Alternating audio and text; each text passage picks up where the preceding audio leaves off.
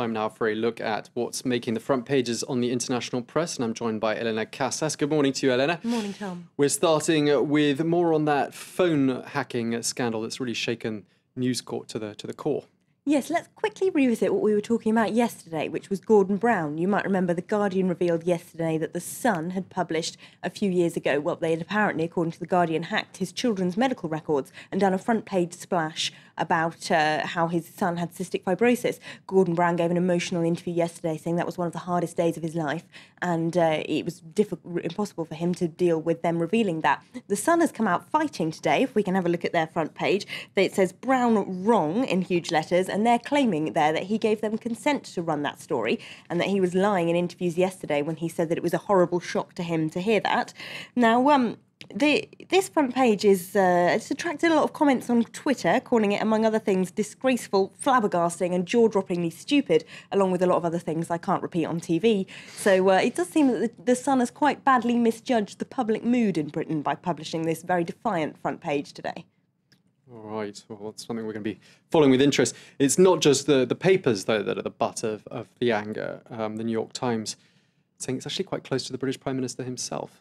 Yes, it's the political angle that's really making headlines today. The Guardian has got Parliament versus Murdoch on their front page. Independent, the party leaders unite against Murdoch, and even Murdoch's very own The Times, crisis talks as Cameron joins revolt against the Murdochs. This is, of course, David Cameron, who is now trying to put as much distance as possible between himself and Rupert Murdoch. The New York Times have been looking at this in some more detail. They point out, of course, that not only is the Prime Minister a close personal friend of embattled Chief Executive Rebecca Brooks, with whom he famously had dinner over Christmas. She's a neighbour in Oxfordshire, and he employed former News of the World editor Andy Coulson to run his communications after he had been told numerous amounts of things that were not in the public eye at the time, and now they have, of course, since been revealed, including the fact that Coulson, as editor, employed a private investigator who had a long criminal record and was under investigation at the time for murder. That's a trial that has since collapsed. A little close to home for poor David Cameron. Yep, that trial has since collapsed because of allegations involving bribing of police. So it's all getting quite close to home for David Cameron. The News of the World describes him as...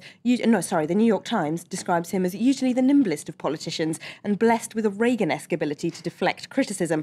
But he's certainly been caught out now. They say it raises serious questions about his character and his judgment.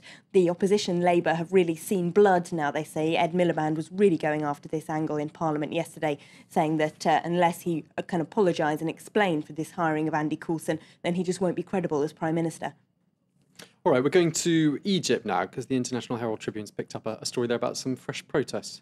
Yes, indeed. You might remember it was 18 days of increasingly dramatic protests in Cairo's Tahrir Square that led to the downfall of Hosni Mubarak back in February. The protesters are back. They've been there since last Friday. They're camping out again, and the International Herald Tribune has been to have a look.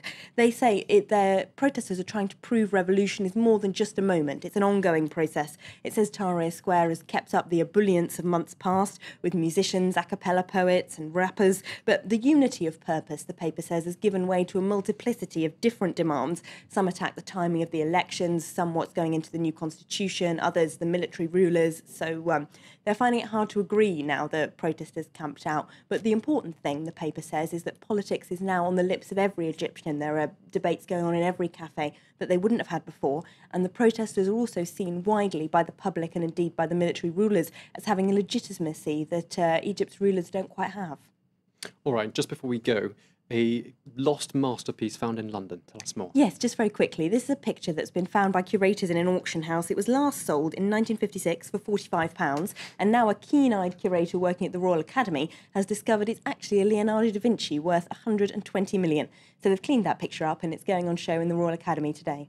Goodness, that's even with inflation, I think £45 in today's money is somewhere well below 120 million. 120 million, I think, Tom. That's about 150 million euros for those of you wanting to convert the currency. Thank you very much, Elena Casas.